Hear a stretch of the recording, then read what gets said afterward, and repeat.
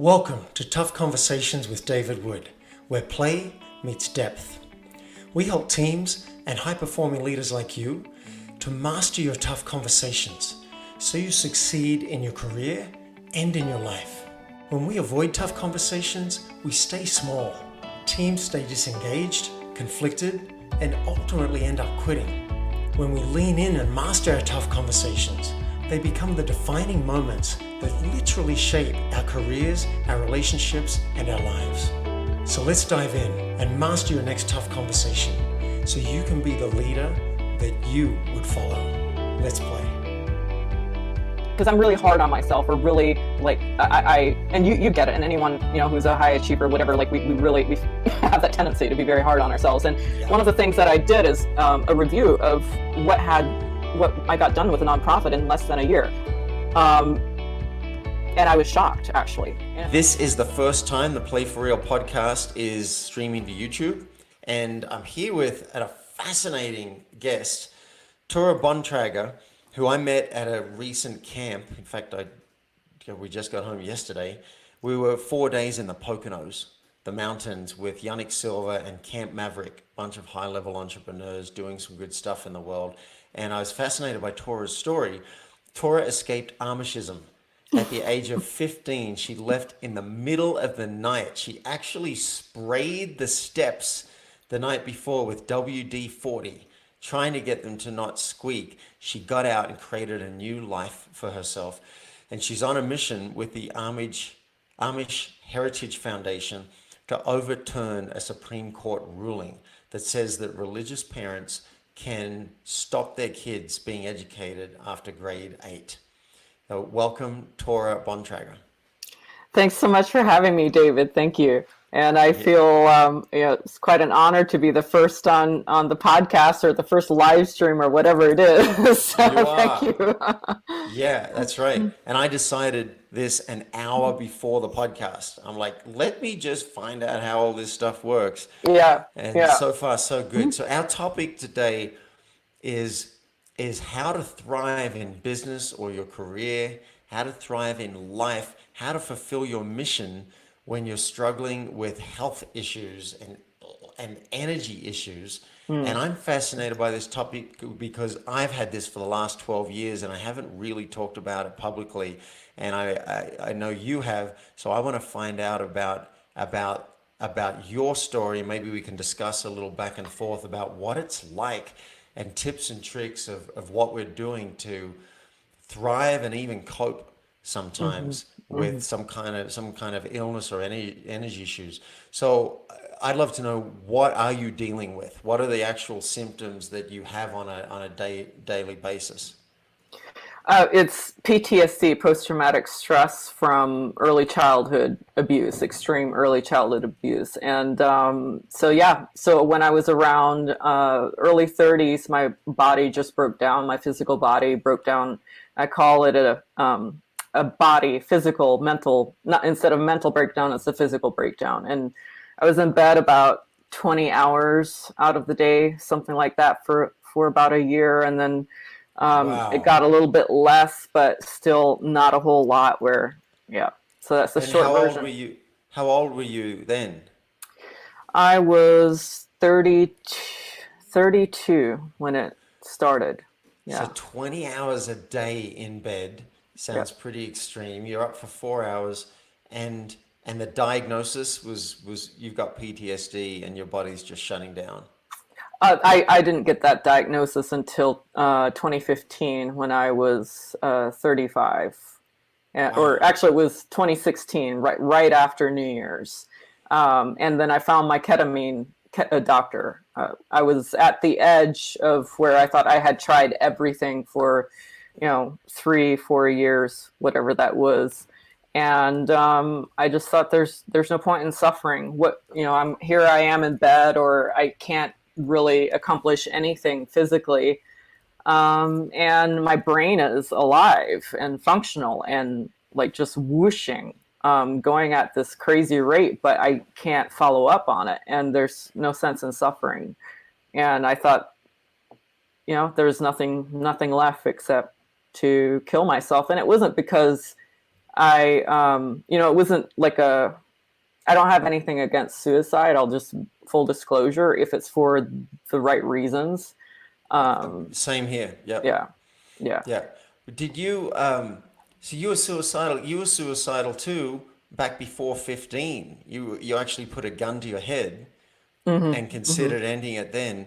And then at age 32 you had this 20 hours a day in bed, and then later I'm interested in that later you got the PTSD diagnosis, because I don't have it. I've had fatigue for 12 years, and Wow. Yeah. it's not my body, it's my head.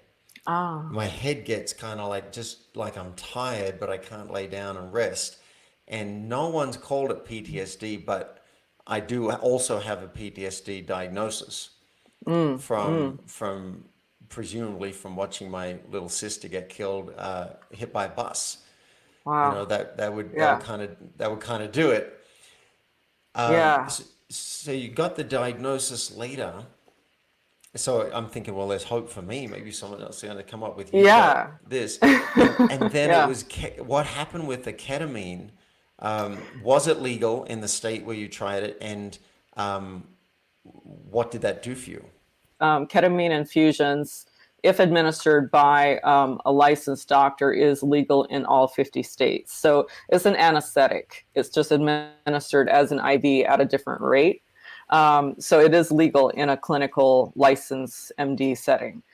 So this was my doctor, Dr. Brooks. He's in Lower Manhattan. I call him the godfather of ketamine infusions for PTSD and other, extreme traumas or illnesses, including, I believe you can use that for chronic pain as well. So maybe it's worth looking into, David, to see if it would, if you fit the profile for that. I'm inspired to Yeah. call. I've got someone in my phone ready on speed dial, and I've been meaning to go and do the ketamine sessions. Oh, you have? And Oh, good. yeah, and Okay. I think after this call, after this interview, I'm just going to call up and book a session, because I'm ready. So I'm Awesome. inspired. So what did the Good. sessions do for you? Did you get any relief from Yeah. 20 hours a day in bed? So what happened? Well, at that point, I was up, more. It was, probably more like 16 hours in bed or something. I don't know. Yeah. And yes, so I did not feel that the first session made any difference at all. And my doctor told me that he made me promise, no matter whether I feel it made a difference or not, I would come back for a second session, because the second session is where you get the definitive answer whether or not it's going to work for your body chemistry Oh, or whatever. I've heard it generally takes about 5 or 6 sessions to reset something in the brain, that I forget the name of the system in the brain. Yeah, And I don't agree with that, just because, this is what my doctor says. Like, his protocol is 2 sessions. It's not worth pursuing after the second session if you do not feel it made any difference at all. that And makes sense. he's treated more than the top 3 clinics combined, or did, at least as of like about a year ago. Okay, right. Yeah. So I feel like you're teasing me now, because I want to know, what did you get out of it? What happened? I came back the second day, and I told my doctor, no, didn't feel anything, nothing happened. But I did, for one moment, feel the loops. So what happened was that I got into a 24-hour flashback looping thing, where the PTSD just I got re-traumatized because of some of the things I was doing, like writing my memoir and trying to get justice, dealing with a detective that was a crook, that turned out to be a crook, which is another thing, but who re-traumatized me. And so it ended up just reactivating the PTSD on such a level, spiking it to such a level where I was seeing these rape scenes 24/7. And Flashbacks. Wow. yeah, so And you said rape scenes. So were you raped as yeah, a child? Is that part of the PTSD? Those two uncles, whoever's watching this, if you see the earlier episode I did with you, David, those two uncles who helped me, the Wisconsin and Montana uncle, raped me repeatedly for the first year that I was My out. Wow. Okay. So Yeah, there are a yeah. number of reactions to that. So firstly, I'm thinking, how did I miss that in the first episode? Because your story, for people who haven't watched it, was of escaping in the night at the age of 15, and two uncles were like your salvation. That was the story arc that I was getting. They helped you get out. Yeah. So wow. So that changes the whole story arc for me. hmm I mean, did things get better? Was there a rainbow at the end of this incredible journey? well, there's a rainbow now. So things got better. Yeah, I mean, there was a trajectory upward, but a very, very, very tough trajectory upward. And it wasn't until after I graduated from Columbia University, and then started going to therapy for the childhood trauma, for the rape, for all the other things. Everything else as a child, I wasn't raped, but I was molested by school kids and so forth.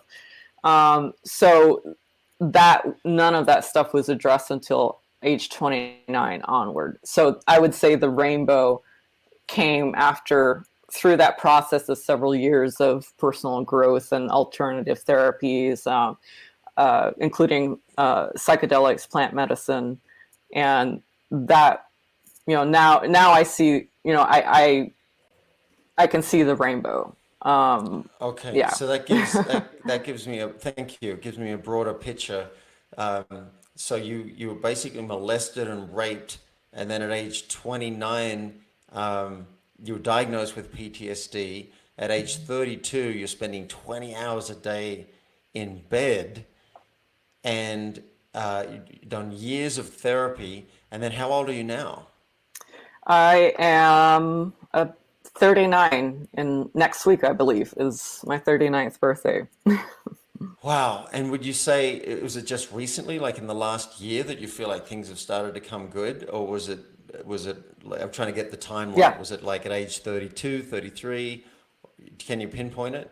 It wasn't until I was 37 that I started feeling like, oh, I'm starting to get back to my normal operating capacity consistently. Like it wasn't the Wow. up and down, up and down, up and down, up and down. So, Yeah. the ketamine infusions, definitely, that was the turning point where I got back for the first time. Like I felt that there is love in the universe after all, when it was just solid darkness for 3 years or more. And so, but it was, a constant up and down, up and down, up and down. And I kind of like explain it. The ketamine is like fueling up the car, but it's been so dry, it's run dry, that it has to go through the entire system before there's even enough Yeah. to, yeah. Well, I want to share impact of that. I felt some sadness Mm. when you said that there is love in the universe, and I feel sorry and sad that you had to go for so long not feeling that. And at the same time, I feel acknowledgement, and well, I acknowledge you. You are a true survivor. It's a bit of a miracle, I think, that you're still here with us on the planet, and I see your courage in that. Thank you. Thank you. Um, yeah, it was, I definitely feel, if anyone who's listening and thinks that they're at the end of the road, take a look at, ketamine. And New York, nyketamine.com is my doctor's site, Dr. Brooks. He just tell him Torah sent you, and he gets it, unless you have somebody else that but he's definitely a Yeah. safe person to go to. And And it might not be for you, but try it before you think it's the end. and what about now, day to day? So things are better, but hmm when I asked you, what is it that you don't want people to know about you? Was that was the question, right? Yes, yes, it was. And Uh, you said, I feel like a failure a lot. I intellectually know I'm not a failure, but I feel like a failure a lot. My physical health is compromised, and I struggle on a daily basis, frustrated that I can't produce like I used to before my body broke down. So, can you give us a sense of just what it's like daily? Do you have to lay down a lot? What does the struggle look like? it's getting up in the morning, getting started in the morning, feeling like I haven't had enough sleep, even though technically I have. And I can't start my day without a bunch of coffee. I don't have any appetite at all, haven't had any appetite for 4 years. I don't know why that is. So I have to force feed myself. I feel like I have to force feed myself. It's kind of like this vicious cycle where my body is in starvation mode. It hangs on to all the fat because it thinks it's starving. And then I hate my body because I can't lose the weight. But then, I'm so stressed out because I'm so behind on so much work. I mean, like I think back 7 years ago, like where I couldn't do much work at all. And I have all these years to catch up with. So it's like this overwhelm, and it's a very sort of self-sabotaging loop that I'm in. And then I have resentment because why do I have to feed myself or force that? Or why can I not focus? And I think that a missing ingredient, definitely a big missing ingredient for me, is having people around me. So because I had such severe health issues, I drained all my, between that and the nonprofit, all my savings are drained. So I am now like struggling with like trying not to worry financially. And I know that I have a very limited time span left, and it's either make the nonprofit fly or go take a job with one of my friends. And I don't want that. So It's like all these things. all right, let me check. I got this. What I'm hearing is that you feel like you don't have enough sleep when you woke up. So I imagine you're tired. You don't have an appetite. That could be worrying in itself. Just like, why don't I have appetite? And I have to force feed myself. Having issues with focus. And then you've got, in the world of time and space and 3D reality, there are financial issues. You started a nonprofit to overturn a Supreme Court ruling, which seems like a pretty huge undertaking for anybody, but for you, it seems incredible. That like I imagine after everything you've been through and what you're facing, just having a job and getting through the day could be a challenge. But you've taken on so much, so I'm surprised by that. That there's such struggle and yet taking on such a big thing. To me, you seem like Wonder Woman. Wow, really, David? Yeah. Yeah, I know what it's like to just get through a day. I know what it's like to think even an email's too much. I don't even want to do an email. I don't want to talk to anyone on the phone. I've had a lot of depression and anxiety. Yeah. And yet here I am with this business and podcast and speaking at this recent event. I feel like there should be a club for those of us who are we're actually producing, we're actually doing something in the world. But even simple things are sometimes very hard. I'm constantly I might have two lay down twice during the day at the Maverick camp. I got up one morning, I went to breakfast, and someone said, "Oh, I'm going to have a sleep in," and I was like, "I think I'm going back to bed." Yeah. And no reason for it. I'm going to bed by 11 or 12, and I'm not drinking a lot. Yeah. Yeah. So I think you're a trooper, and I see it's incredible that you're taking on something so big, given that your body's like, nah, I'm not having any of that. Well, I mean, my body, is way better than it was. It's not, I'm not in the 20-hour kind of Yeah. flat on my back kind of thing anymore. Yeah, Like but what it still is. just feeling tired each day, and then Yeah, the loss of yeah. appetite and that not being able to focus, that's a real challenge. I mean, thanks for pointing it out that it is a big deal. I'm like, because I'm really hard on myself, or really like and you get it, and anyone who's a high achiever, whatever, like we really we have that tendency to be very hard on ourselves. And Yeah. one of the things that I did is a review of what I got done with a nonprofit in less than a year.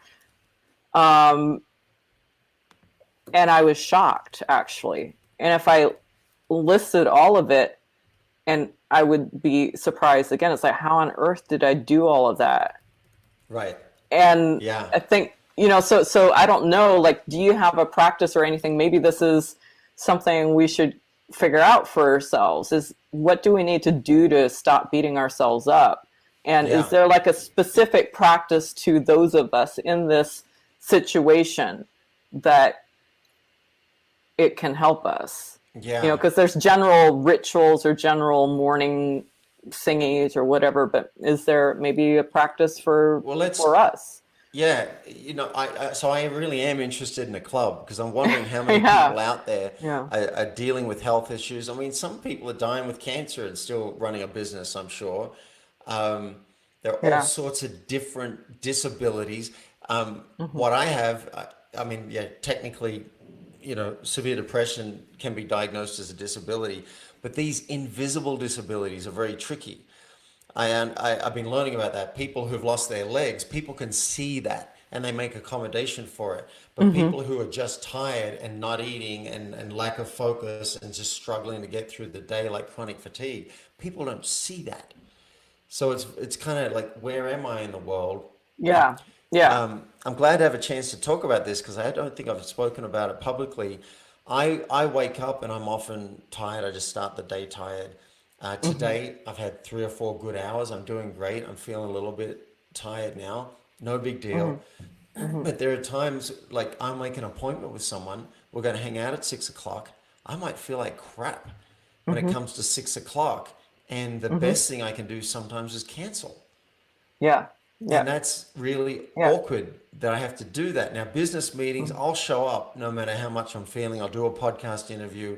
I Hmm. don't think I've had to cancel any of those yet because things haven't been too bad. Hmm. But what some people take for granted, like going away, I'm going to go to a prison on Monday night. We're going to drive 4 hours. We're going to be at the prison Hmm. for 8 hours, maybe more during the day, going to stay at an Airbnb. That's hard Hmm. for me to be away from home because I might feel exhausted and Hmm. like I can't even cope. Yeah, yeah, So yeah, now you yeah. mentioned coffee. Hmm. Yeah, I was using caffeine a little bit, but then I was finding I was crashing after the coffee. So I'm on an experiment now. I've had a weak cup of tea today Hmm. and I might get a second week cup of tea. So and I Hmm. have a prescription for Adderall, but I realized I'm kind of robbing Peter to pay Paul, in Yeah, that it's gonna whack me at some point. So it's more of a hack if I yeah, needed to get through a day. yeah, But yeah, I'd love, maybe we could even create a Facebook group for people who really have things they want to produce. They want to yeah. create, they want to thrive, they've got a mission, or maybe they want to have a mission, Hmm. and they're just, their body is like not doing what other bodies do. I would love that. I would love that. And that is really, I mean, that's perfectly aligned with what I was attempting to do anyway a couple of years ago before I got pivoted into the nonprofit. So it's really, I was looking for entrepreneurs who are dealing with trauma in their lives. And Great, yeah. uh, Entrepreneurs, leaders, yeah, yeah, activists. yeah, Yeah. So, yeah. listeners, if you like the sound of this, if you'd want to be part of a Facebook group about that, where we just share our experiences, perhaps that would be one thing. I'd Hmm. like a place where it could just be witnessed without Yeah, any advice, just witnessed and some empathy. yeah. Um, and then, a place where we could request tips and tricks and whatever, where people would say, yeah, here's what you could do. So David, if you don't mind sharing, are there a couple things that have made a difference for you, or like even little things, even if they were temporary, can be something that just takes you to the Right. next leg, Well, know? I'll give a quick outline of all the things I've tried. I mean, I do some yoga for myself because I get really tight in the neck and shoulders. And that's part of my system being a bit wired, even though I'm tired. So yoga and stretches really help. I use one of those rubber balls it changes my body.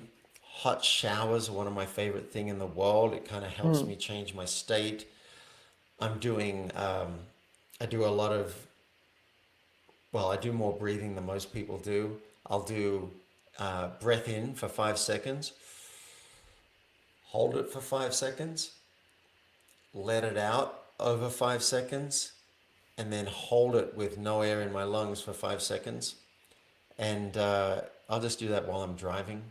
I do a meditation each day. I lay down. I try and sleep. I kind of want to sleep all the time, and I almost never do, but I go into a trance now. I've learned to relax my body. Even in the airport, I once did it and found I had a line of people going 2 feet from my body, and I was still in trance, resting and recovering in 20 minutes. I can do that now listening to like hypnosis. It doesn't matter what the hypnosis tape is.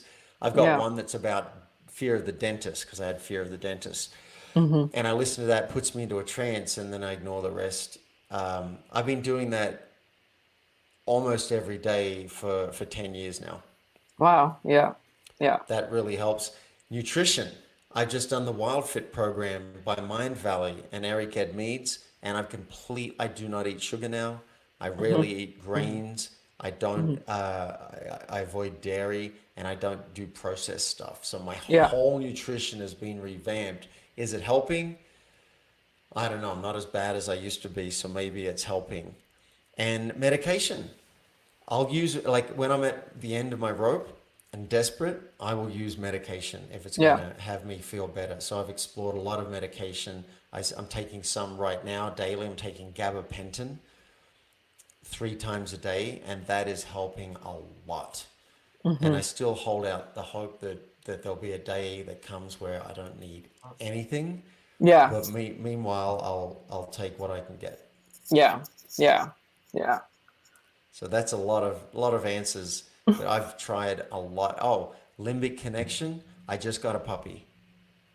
Oh, I yeah. just got a puppy. Let's see if Yeah. she come in. I tell you, I had tears in my eyes this morning just looking at her in the garden. Oh. And Oh. this is scientific. Like I need limbic Yeah. Yeah. connection to be whole and well. So I've got that. I've created a community of friends. I've gone and moved to Boulder, where I have really good friends and people who I can have touch with. And, Yeah. Yeah.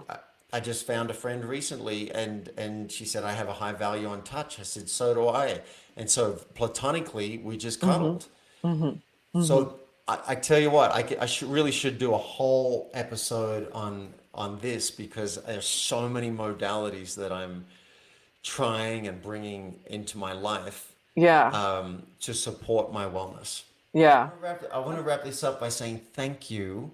I love that we got to dive into this topic. It's very Yeah. personal for me, and I'm really appreciating your authenticity and transparency and your courage and being willing to like share your whole story. Be a lot of people who have anything even approaching that and don't want people to know about it. Yeah. And the Play for Real message is really about transparency. Let it be healed in the light. Now I'm sounding religious, which I'm not, but like let it be seen so that we can see ourselves. Yeah. Now, where can people find out more about you? I know that you are doing a tour. You're raising funds for your nonprofit to help, let's see if I get it right, to help overturn the Supreme Court ruling so that children have a right and access to education. Yes. It's not going to be cut off at grade 8. They can actually get educated, not be forced into being farmers and housewives because they're part of a religion. So it's about freedom. Where can people donate or find out more about you? You can go to amishheritage.org/tour if you want to find out about the tour and the overturning plan, or /donate if you just want to donate something right away. Wonderful. You've been listening to Tough Conversations with David Wood. Now it's action time. Mastering your tough conversations will have a major impact on your team, your company, and you as a high-performing executive or entrepreneur. If you're ready, request a discovery session with me at playforreal.life so we can transform your team, your company, and you. And if you've enjoyed this episode, I would love you to help me spread this message of tough conversations in a very simple way. Just leave a public review at playforreal.life/podcast. And you may hear me read it out loud and thank you live on a future podcast. Now, let's play.